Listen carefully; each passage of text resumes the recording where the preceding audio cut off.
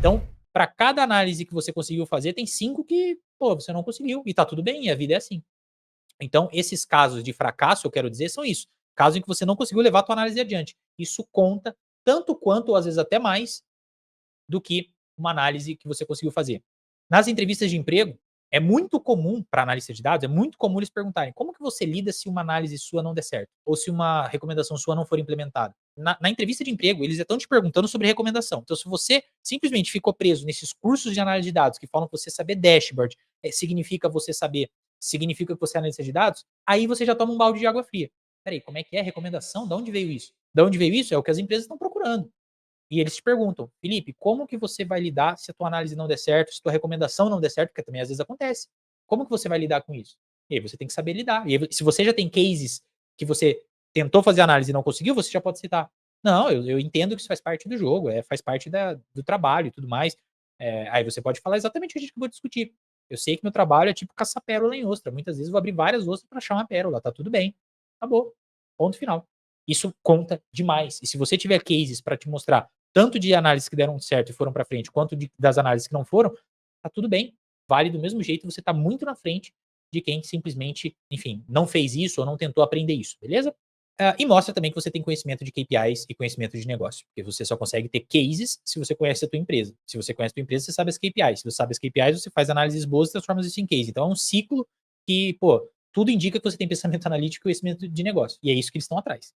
E aí, eu trouxe aqui exemplos de KPIs por áreas. Na área do marketing, e eu já trabalhei aqui com a área de marketing, com a área financeira, né? Trabalhei com a parte de franquia, mas é mais na parte financeira também.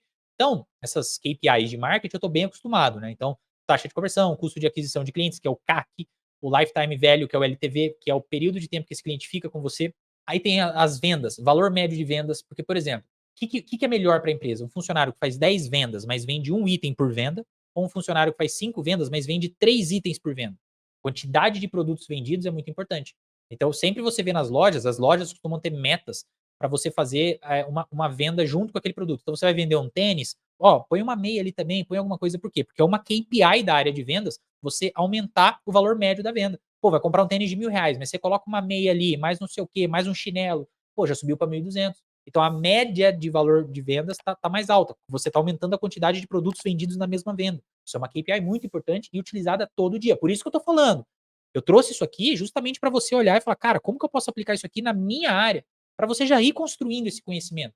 Pô, Felipe, mas não deu, não consegui, não tinha os dados, não tem problema, mas você já está olhando para as KPIs da tua empresa? Mesmo que você não vai fazer análise ou um case, você já está olhando para as KPIs da tua empresa? Você já está percebendo a importância, como as coisas se relacionam? Você já está percebendo isso? Se você deixar para perceber isso só quando você entrar para a área de análise de dados, você está ferrado, tá? Ou quando você conseguir o emprego que você quer, você está ferrado. Aí tem aqui também ciclo de vendas, taxa de fechamento.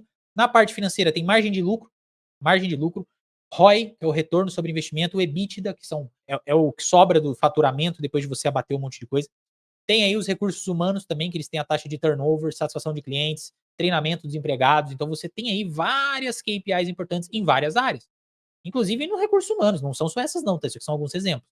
Então, KPIs são importantes por cada área. Pô, Felipe, mas se cada área tem uma KPI, qual que é a KPI da empresa, então? Porque, pô, aqui eu tô vendo aqui várias KPIs e a empresa mesmo, ela tem KPI, não tem? Como é que é isso? Normalmente as KPIs da empresa são as KPIs financeiras, né? Se eles estão fazendo um bom trabalho em tudo ali, mas isso não se transformar em retorno sobre investimento e margem de lucro, aí pode parar. Então, normalmente a empresa está olhando o lucro. E aí vai de você entender, vamos pegar a parte do marketing aqui, como que o LTV, o Lifetime Value, ou o custo de aquisição de cliente impacta na margem de lucro. Vai de você entender. Você não precisa ficar preso só com uma KPI. Aliás, você se limita muito se você fica analisando só uma KPI. É aquilo que a gente falou. Ela tem que ser o seu único objetivo, melhorar esta KPI. Mas para isso você vai usar outras KPIs, outras métricas. Aí o céu é o limite. Mas você precisa definir uma KPI e trabalhar. Não fique restrito só aquilo e muito menos na área. A área de marketing vai influenciar no financeiro. A área de recursos humanos vai influenciar no financeiro. Vendas vai influenciar no financeiro. E, enfim, por aí vai. Então, normalmente, as KPIs mais importantes da empresa, eu vou pôr entre aspas, porque é importante dividir isso por setor. A empresa é uma engrenagem. Se uma coisa não funcionar bem, a outra também não vai funcionar. Então, a empresa é uma engrenagem. Todo mundo precisa estar funcionando bem. Senão, tudo vai ruir ao mesmo tempo. Mas o que a gente acaba olhando mais é margem de lucro. Vamos por assim, se a gente tivesse que escolher. mas isso pode variar. Na Uber, por exemplo, margem de lucro está longe de ser a KPI. Começa a ser agora, mas eles passaram a vida inteira se preocupando mais em crescimento, em growth, eles chamam de growth hacking e tudo mais. O crescimento da empresa era o mais importante para eles. E aí eles não estavam olhando para a margem de lucro, eles estavam pagando para existir. Eles estavam torrando dinheiro de venture capital, de investidores que aportam na empresa para conseguir sobreviver. Percebe que varia muito de empresa para empresa.